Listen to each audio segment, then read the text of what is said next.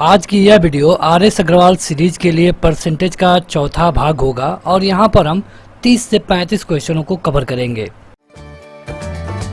इस वीडियो को लाइक करने के साथ चैनल को जरूर सब्सक्राइब करें, उसके बाद बेल आइकन दबाएं, उसमें ऑल सेलेक्ट करें इसी तरह की बेहतरीन वीडियो सबसे पहले पाने के लिए। यह वीडियो के सारे क्वेश्चन आर.एस. अग्रवाल से लिए गए हैं। यह बुक आपके किसी भी वनडे एग्जाम के लिए अच्छी मानी जाती है। अगर आप इस बुक को बाय करना चाहते हैं तो इसका डायरेक्ट लिंक वीडियो के डिस्क्रिप्शन में मिल जाएगा।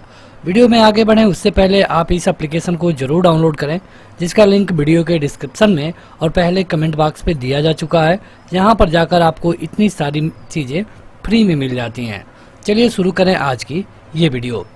देखिए यहाँ पे पहला क्वेश्चन आ चुका है आज की इस वीडियो के लिए। ये चौथा भाग है। इससे पहले वाली वीडियो को भी एप्लीकेशन पे आप जाके देख सकते हैं। यहाँ पे देखिए क्वेश्चन है कि एक नगर की जनसंख्या 48,600 है। यदि पहले वर्ष इसमें 25% की वृद्धि हुई तथा दूसरे वर्ष 8% की घटोत्तरी हुई, मतलब कि माइनस हो गया, तो आपको बताना है कि 2 वर्ष के अंत में इस नगर की जनसंख्या कितनी होगी। यहाँ पे 3 चीज़ें दी गई है। एक तो आज की जनसंख्या, उसके बाद उसमें 25% की वृद्धि हुई है, बाद में 8% की कमी हुई है। आपको बता देना है कि 2 साल बाद जनसंख्या कितनी बचेगी या फिर कितना हो जाएगी। ये क्वेश्चन बैंक पीओ परीक्षा में पूछा गया था। आप भी हल करिए और अगर आपका उत्तर हमसे पहले आता है तो कमेंट करके ज़रूर बताएं। देखिए होता क्या है कि इस तरह में जहाँ पर भी क्वेश्चन 2 के लिए दिया गया हो, एक बार कमी हो एक बार वृद्धि हो या फिर दोनों बार कमी हो या फिर दोनों बार वृद्धि हो, तो हमने इसके लिए आपको पहले वाले पार्ट में बताया था फार्मूला इस तरह का a + b ab/100। ये वाला फार्मूला हमने बताया था। हालांकि इसको हल करने के और भी तरीके हैं, लेकिन ये सबसे आसान है। यहाँ पे 25 की वृद्धि हुई है और 8 की घटोत्तरी हुई है। तो जब घटोत्तरी हुई है तो यहाँ पे ये जो प्लस दिख रहा है ये माइनस हो जाएगा। और इसके अलावा यहाँ पे चूंकि अगर आप इससे इस तरह लिखें 25 इस तरह, तो ये हो जाएगा 25 - 8 - 2, क्योंकि ये माइनस हो जाएगा और ये 200 में से 2 बचेगा। तो इस तरह जो आपका परसेंटेज बचेगा ये बचेगा 15। यानी कि अब ये दोनों परसेंटेज का जोड़ करके आपको एक ही परसेंटेज मिल गया है और ये है 15। और 15 के आगे माइनस तो है नहीं, यानी कि 15 क्या है, प्लस है, यानी कि जो जनसंख्या है ये बढ़ जाएगी। अब आप चाहे तो इसको 2 तरीके से हल कर सकते हैं। 48,600 में 115/100 कर दीजिए, तब भी आपका उत्तर आ जाएगा, क्योंकि 15% आपको बढ़ा देना है। या फिर आप 48,600 में इसका 15% निकाल करके और इसके बाद इसको 48,600 में जोड़ दीजिए, तब भी आपका उत्तर आ जाएगा। तो इन दोनों तरीकों से यहाँ से आप लगा पाएंगे। हालांकि जो इसका शुरुआती तरीका है आप इसी पे हल करिए, ये आपके लिए सबसे आसान होगा। अगर इसको हम हल करके बताएं तो जो आपका सही उत्तर होगा ये होगा आप 890, 55,890, ये इसका सही उत्तर होगा, इनमें से कोई नहीं। तो इसी तरह आपको लगाना है जहां पर भी इस तरह का क्वेश्चन दिखे। तो आगे बढ़ते हैं। अगला क्वेश्चन है कि किसी वृत्त की त्रिज्या 50% वृद्धि होने पर उसके एरिया में कितने % की वृद्धि होगी।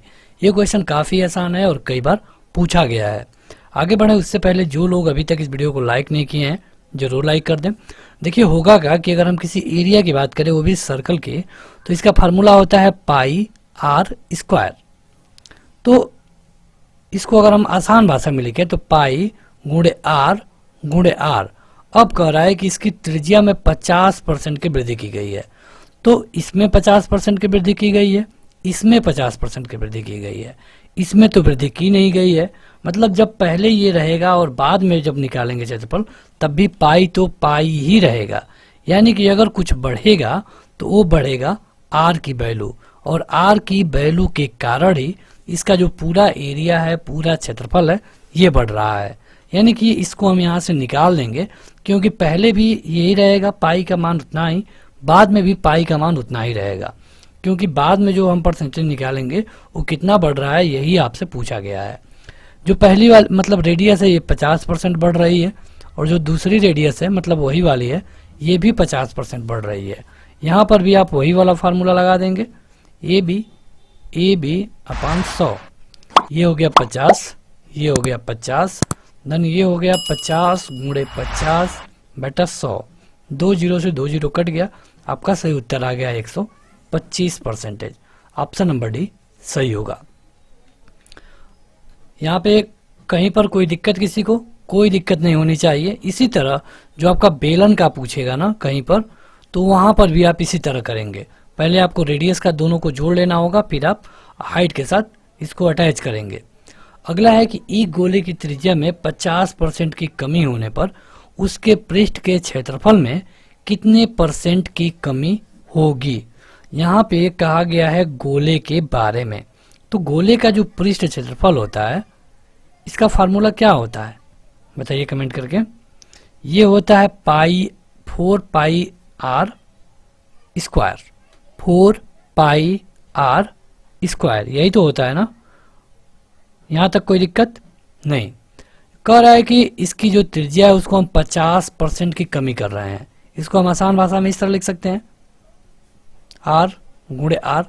चूंकि 4 का मान तभी भी 4 रहेगा, कहीं पर भी 4 रहेगा, उसी तरह पाई का मान कहीं पर भी पाई रहेगा, तो इन दोनों को हम हटा देंगे। अब हमारे पास 2 रेडियस हो गई और दोनों में कितनी कमी हो रही है, 50% की ये भी, 50% की ये भी, दोनों में क्या हुआ है, कमी हुई है। अगेन हम वही वाला फार्मूला लगाएंगे, ए बी ए बटा 100, तो ये हो गया -50 प्लस -50 प्लस -50 गुणे -50 100, ये माइनस गुणा होके प्लस हो जाएगा, यानी कि आप चाहें तो यहाँ से माइनस हटा सकते हैं क्योंकि ये प्लस हो गया। ये माइनस हो जाएगा और ये भी माइनस है, यानी कि माइनस कितना हो जाएगा 100, और ये हो गया है प्लस।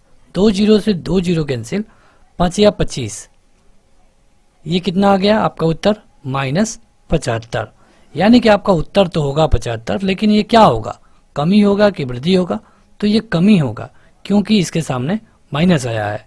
आपका ऑप्शन नंबर सी सही होगा।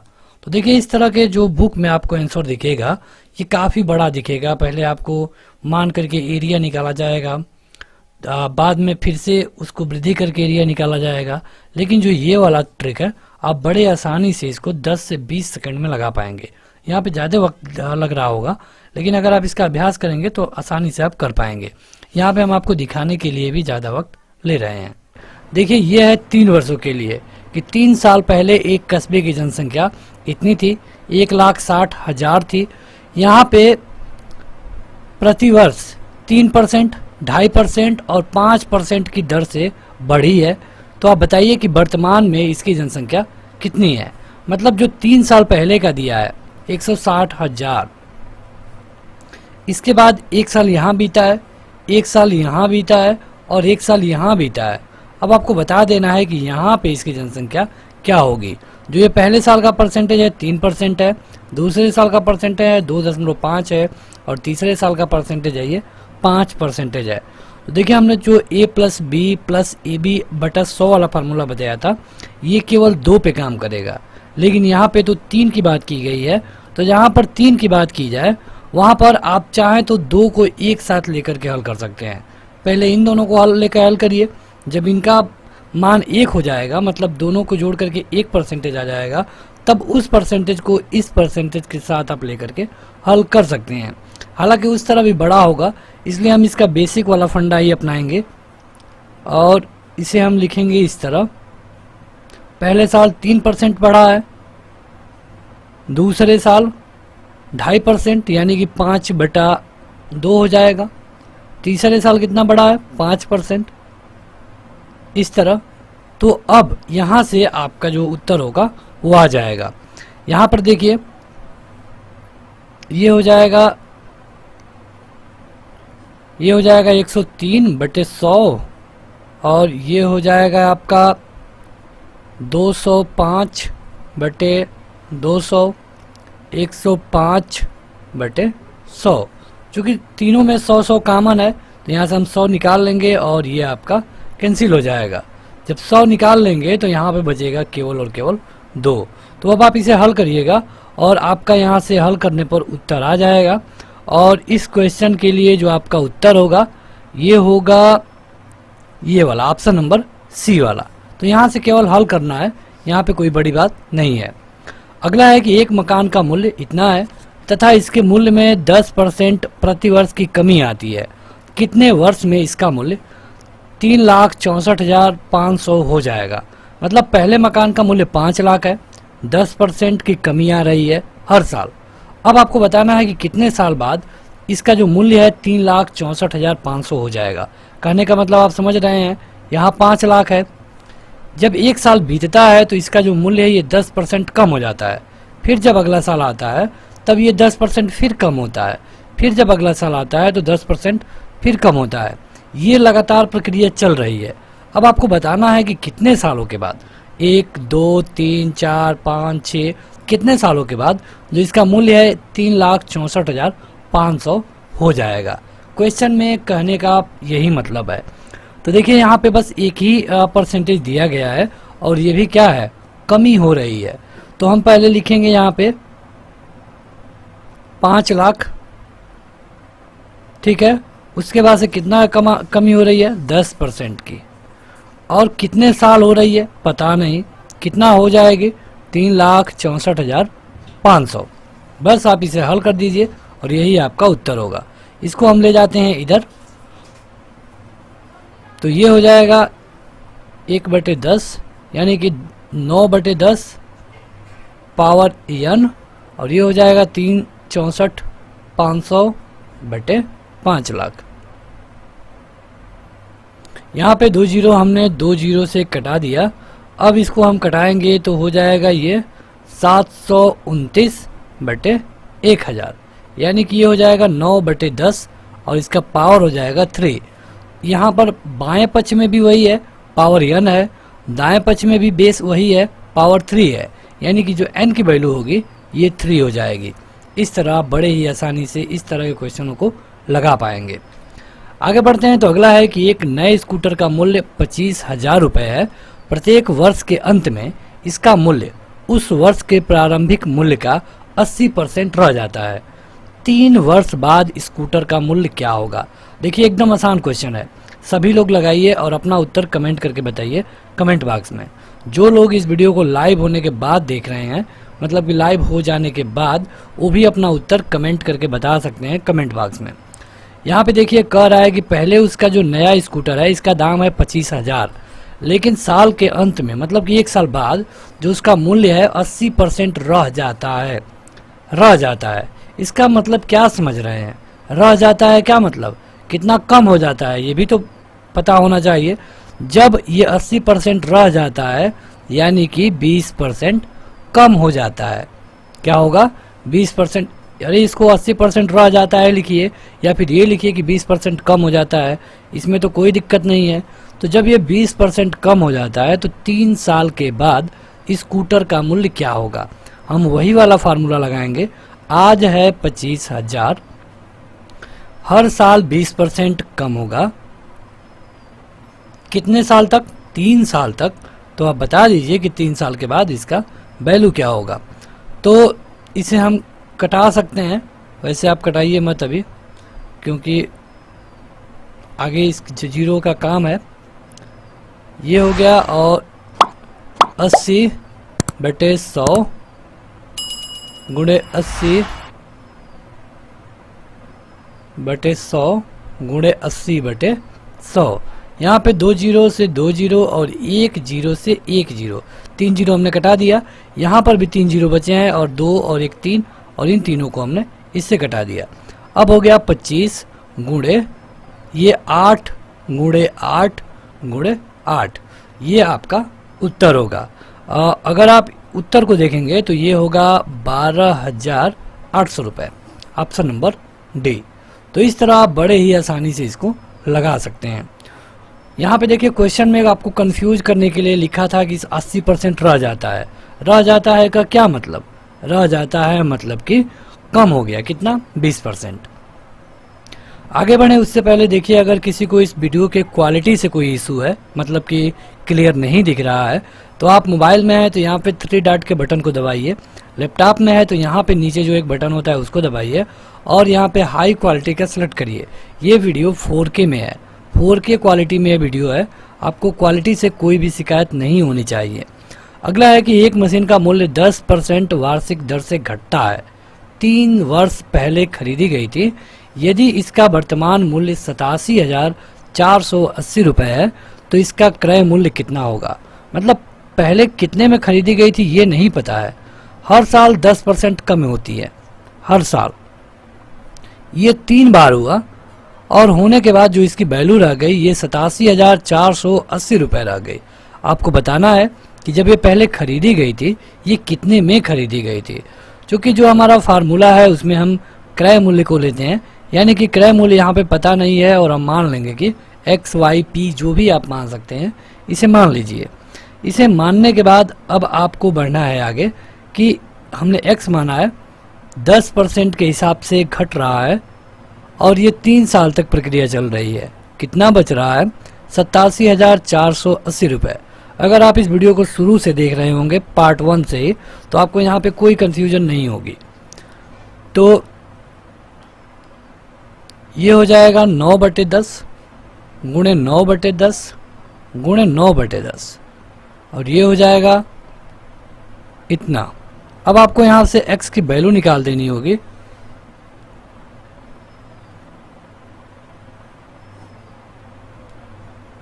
और यही आपका सही उत्तर होगा। उत्तर आपका आएगा 1,45,800 रुपये। ये आपका सही उत्तर होगा, इनमें से कोई नहीं। आप इसे हल कर लेंगे। अगला है कि एक मशीन का क्रय मूल्य इतना है, इसका 10% वार्षिक दर से अवमूल्यन हो रहा है, मतलब कि कमी हो रहा है। 3 साल बाद इसका मूल्य क्या होगा। अगेन वैसा ही क्वेश्चन है, कोई इसमें नया नहीं है। ये 2 लाख है तो देखिए हमने 2 लाख लिख लिया। अब ये 10% की दर से कमी हो रहा है और ये प्रक्रिया कितने साल तक चल रही है? 3 साल। बस इसी को आप हल कर लेंगे, आपका सही उत्तर आएगा। तो देखिए हल कर देते हैं। ये 9/10 गुणे 9/10 गुणे 9/10। यहाँ पे 3 जीरो से 3 जीरो यहाँ पे कैंसिल, बच गया 200 और ये हो गया 81 गुणे 9, ये हो जाएगा 729। और 729 को अगर आप मल्टीप्लाई करेंगे तो ये हो जाएगा आपका, ये इतना होगा, ये आपका उत्तर हो जाएगा इस क्वेश्चन का। तो यहाँ पे आप देख सकते हैं कि ये वाला ऑप्शन सही होगा। देखिए यहाँ पे एक गड़बड़ी हुई है, इस वाले क्वेश्चन में हमने इसका उत्तर बता दिया था। इसको आप करेंगे तो इसका 12,000 आना चाहिए, 1,20,000 आना चाहिए इस तरह। तो आप हल करिएगा, ये तो हम आप पे छोड़ दिए हैं। यहाँ पे अगर हम सब कुछ हल कराते चलेंगे तो ये वीडियो काफ़ी बड़ी हो जाएगी। ज़रूरी है कि आप रूल सीखिए कैसे इसे हल करना है। तो बढ़ते हैं आगे। अगला क्वेश्चन है कि प्रत्येक वर्ष के अंत में एक तालाब में मेढकों की संख्या में 10% की वृद्धि हो जाती है। वर्ष के शुरू में 2004 के शुरुआत में तालाब में कुल मिलाकर के 2,14,000 मेढक थे और कहा गया है कि जब साल बीतता है, मतलब कि वर्ष के अंत में, जो इनकी संख्या ये 10% बढ़ जाती है। शुरू में दिया गया है 2,14,000 2004 में 2,14,000। अब कह रहा है कि 2006 के अंत में तालाब में मेढकों की संख्या क्या होगी। यानी कि देखिए ये 2004 के शुरू में दिया गया है, यानी कि 2004 का शाम कहिए, मतलब अंत कहिए, या फिर 2005 का शुरुआत कहिए। ये कितना होगा? 1 साल। उसके बाद 2005 से 2006 तक 2 साल। 2006 के हम कब की बात कर रहे हैं? स्टार्टिंग की, मतलब कि 1 जनवरी की। और जब ये शाम होगा, ठीक है, मतलब कि जब 2006 का दिसंबर आएगा, क्योंकि यहाँ पे कहा गया है 2006 के अंत तक, तब ये 3 साल, मतलब कि यहाँ पे आपको 3 साल काउंट करना है। इस क्वेश्चन में यही आपको समझने वाली बात है कि इस ईयर कितना हो रहा है। तो ईयर हो रहा है 3। अधिकतर लोग क्या करेंगे कि 2006 देखेंगे और 2004 देखेंगे और कहेंगे कि यहाँ पे 2 साल का डिफरेंस है, लेकिन क्वेश्चन बनाते समय यहाँ पे थोड़ा सा घुमाया गया है ताकि आप यहाँ पे गलती करें। तो जब यहाँ पे ईयर हो गया 3 साल, तो 2,14,000 इस तरह 10% बढ़ रहा है हर साल 3 साल तक। इस तरह करके आप अपना उत्तर निकाल सकते हैं। चलिए हल करते हैं। तो इससे ये कैंसिल हो जाएगा, 2,14,000 गुणे 11 बटे इस तरह, और ये 1,000 से ये 3 जीरो कैंसिल, और ये 214 गुणे 1331 ये होगा, और आपका उत्तर हो जाएगा 284,834। ये आपका सही उत्तर होगा, इसमें से कोई नहीं। तो यहाँ पे इस क्वेश्चन में बस आपको कंफ्यूज करने के लिए ऐसे लिखा गया था। आप खुद जोड़िए कि कह रहा है कि जब 2004 के स्टार्टिंग में दिया गया है और 2006 के लास्ट में पूछा गया है और शुरू से अंत तक आने में 10% की संख्या बढ़ जाती है तो क्या होगा, 3 साल होगा यहाँ पे। तो अगला क्वेश्चन है कि 72 बच्चों की एक कक्षा में कतारों तथा स्तंभों में इस प्रकार खड़े हैं कि प्रत्येक कतार में बच्चों की संख्या प्रत्येक स्तंभ में बच्चों की संख्या से 12.5% अधिक है। प्रत्येक कतार में बच्चों की कितनी संख्या है? ये दिल्ली रेल मेट्रो में पूछा गया था 2009 में। यहाँ पे 72 बच्चे हैं और उनको एक कतार और स्तंभ में खड़ा किया गया है, मतलब कि ऐसे और ऐसे काउंटिंग करनी है, ठीक है। अब कह रहा है कि प्रत्येक कतार के जो बच्चे हैं उनकी संख्या प्रत्येक स्तंभ की बच्चों की संख्या से 12.5% अधिक है। यानी कि हम मान लेंगे कि जो स्तंभ है उसमें जो बच्चों की संख्या है x है स्तंभ में। जब हमने स्तंभ में मान लिया x है तो कतार में कितने होंगे, क्योंकि यहाँ पे लिखा है कि जो कतार के बच्चों की संख्या है स्तंभ वाले से 12.5% अधिक है। यानी कि 100 में ये 12 12.5 जुड़ जाएगा। अगर हम x रखे हैं तो x का 112.5/100 होगा। आप इसे इस तरह लिख सकते हैं, इसको 225/200 ये कट जाएगा और 9x/8 आ जाएगा। यानी कि जो कतार में बच्चे हैं उनकी संख्या है 9x/8 और जो स्तंभ में बच्चे हैं उनकी संख्या है x। अब कह रहा है कि यहाँ पे जो टोटल बच्चे हैं उनकी संख्या कितनी है, 72। यानी कि अगर आप 72 के बराबर करेंगे तो स्तंभों की संख्या गुणे कतारों की संख्या 9x/8 होगा। इस तरह ये 8 हो जाएगा और x स्क्वायर बराबर 64 होगा। यानी कि x का मान आ जाएगा ±8 यानी कि 8। ये वाला उत्तर सही होगा। तो आगे बढ़ते हैं। यदि किसी वर्ग की प्रत्येक भुजा में 10% की वृद्धि कर दी जाए तो उसके एरिया में कितने % की वृद्धि होगी। देखिए ये क्वेश्चन काफ़ी महत्वपूर्ण है, कई बार पूछा गया है।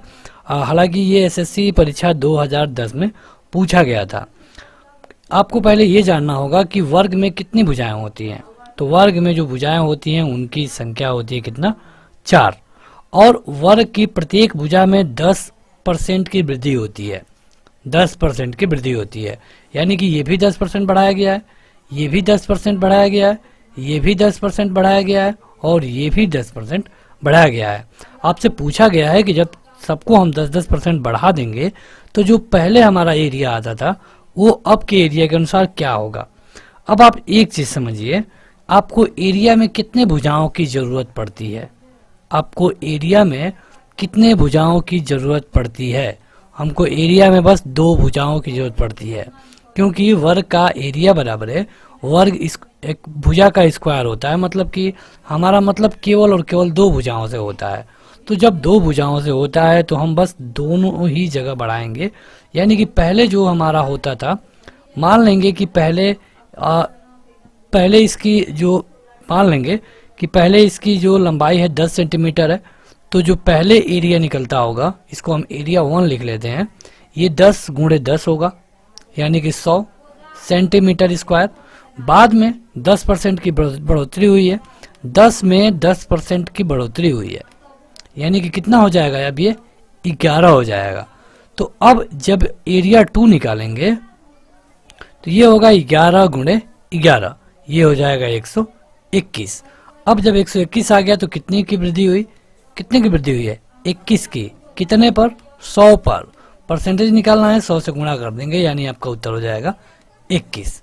तो इस तरह भी आप निकाल सकते हैं, या फिर इसका एक डायरेक्ट फार्मूला है वो हम बता देते हैं। देखिए हमने क्या कहा था कि जहाँ पर भी दो पदों की बात हो वहाँ पर हम इस वाले फार्मूले को लगा सकते हैं, ठीक है।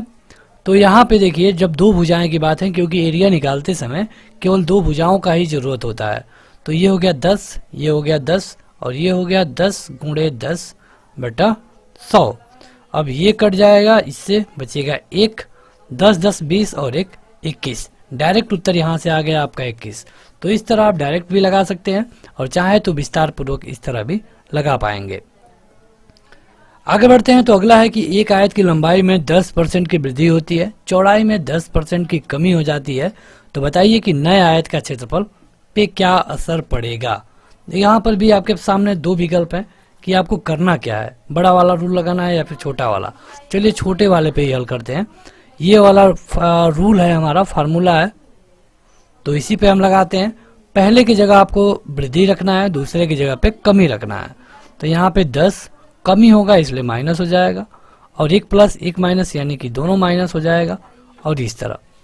अब देखिए ये 10 से ये 10 कैंसिल हो गया और इससे ये कैंसिल हो गया। आपका उत्तर क्या आया? -1, यानी कि 1% की कमी होगी। तो इस तरह बड़े आसानी से आप लगा पाएंगे। तो अगला क्वेश्चन है कि एक वर्ग की लंबाई तथा चौड़ाई 40% तथा 30% की वृद्धि करने पर प्राप्त आयत का क्षेत्रफल दिए गए वर्ग के क्षेत्रफल से कितने % अधिक हो जाएगा। मतलब एक वर्ग की लंबाई और चौड़ाई को पहले 40%, लंबाई को चौड़ाई को 30% बढ़ाता है और इससे एक आयत मिलता है। आयत तो मिलेगा ही क्योंकि यहाँ पे अलग अलग बढ़ाया गया है। अगर लंबाई और चौड़ाई दोनों को बराबर बढ़ाया गया होता तो वो आयत नहीं मिलता, वर्ग ही मिलता। तो जब लंबाई और चौड़ाई को अलग अलग बढ़ाया गया है तो यहाँ पे इनको मिल गया है आयत। अब आपको बताना है कि आयत का क्षेत्रफल दिए गए वर्ग के क्षेत्रफल से कितने % अधिक होगा। तो अगेन इस क्वेश्चन में कुछ भी नहीं है, और बस आपको परसेंटेज पर देख लेना है कि ये कितना कितना बढ़ रहा है। तो पहले 40% बढ़ा है, बाद में 30% बढ़ा है, ठीक, एक को 40 एक को 30, और ये हो जाएगा 40 गुणे 30 बटे 100, ये हो जाएगा 70 और ये हो गया 12, 70 12 हो गया 82। तो इस तरह भी आप निकाल सकते हैं कि जो आपका उत्तर होगा ये हो जाएगा 82। तो इतना आसानी से आप निकाल पाएंगे, ये ऑप्शन नंबर सी सही होगा। बढ़ते हैं आगे। तो अगला है कि एक आयत की लंबाई 20% की वृद्धि करने पर तथा चौड़ाई में 20% की कमी करने पर इसके क्षेत्रफल में कितने % की कमी आएगी। देखिए पहले उसकी लंबाई में 20% की वृद्धि की गई है, फिर 20% की कमी की गई है, उसके लंबाई में वृद्धि चौड़ाई में कमी। यहाँ पे हो जाएगा 20 गुणे 20 बटे 100। 20 से 20 कैंसिल हो गया और 2 जीरो से 2 जीरो कैंसिल हो गया, ये हो गया 4, यानी कितनी कमी हुई है? 4% की। तो इस तरह जो छोटे सवाल हैं उनको आप इस तरह लगा पाएंगे। बढ़ते हैं आगे। जहाँ पर इस तरह का क्वेश्चन हो कि एक को बढ़ाया गया है और दूसरे के बारे में जानकारी पूछी गई है, तो अब आपको मानना पड़ेगा। मान लेंगे कि इसकी लंबाई है x है, चौड़ाई y है। अब कह रहा है कि इसका एरिया कितना होगा, तो इसका एरिया हो जाएगा तब xy हो जाएगा। अब इसकी लंबाई को 60% बढ़ाया गया है, यानी कि x का 160 बटे 100 हो जाएगा, यानी कि आप इसे अगर कैंसिल करें तो 8 और 5, 8x बटा 5 हो जाएगा। लेकिन अभी भी इसकी जो चौड़ाई है ये कितनी है? पहले तो y थी, लेकिन अब हम इसको जब बढ़ाएंगे तो मान लेते हैं कि इसकी जो चौड़ाई बढ़ करके z हो गई है। तो अब हम जब इसका एरिया निकालेंगे तो एरिया बराबर होगा लंबाई गुणे चौड़ाई, जो हमने इसकी नई वाली चौड़ाई ली है, और ये बराबर होगा किसके? पहले वाले एरिया के। यही तो कहा गया है क्वेश्चन में। क्वेश्चन में यही कहा गया है कि कितना कम करें कि इसका जो क्षेत्रफल है ये पूर्ववत रहे, मतलब कि पहले वाले के बराबर रहे। तो इस तरह आप निकालेंगे तो यहाँ से x कैंसिल हो जाएगा और आपके पास जो वैल्यू आएगी ये आ जाएगी z की वैल्यू आ जाएगी 5y बराबर बटे 8। ये हमारी नई वाली क्या है? चौड़ाई है। अब जो पहले चौड़ाई थी y, बाद में ये चौड़ाई हो गई है 5 बाई 8 वाई। अब कमी कितनी हुई है, चूंकि ये कमी हुई है ना, तो कमी के लिए y में से 5y/8 को घटा देंगे, देखेंगे ये कमी, तो ये हो जाएगा 3y/8, और इसका परसेंटेज निकालने के लिए 3y/8 गुणे 1/y गुणे 100 कर देंगे, और ये आपका उत्तर आ जाएगा 37.5। तो इस तरह आपको पहले एक को निकालना है, फिर दूसरे को मतलब एक अलग मान लेना है। जब पहले हमने चौड़ाई y थी, बाद में जब 5/8y हो गई, तो अब आसानी से निकल सकता है कि ये कितना बड़ा है। तो आज के इस वीडियो में इतना ही। इस वीडियो को लाइक करने के साथ इस एप्लीकेशन को जरूर डाउनलोड करें, जिसका लिंक आपको इस वीडियो के डिस्क्रिप्शन में और पहले कमेंट बॉक्स में मिल जाएगा। आज के इस वीडियो में इतना ही। Thank you.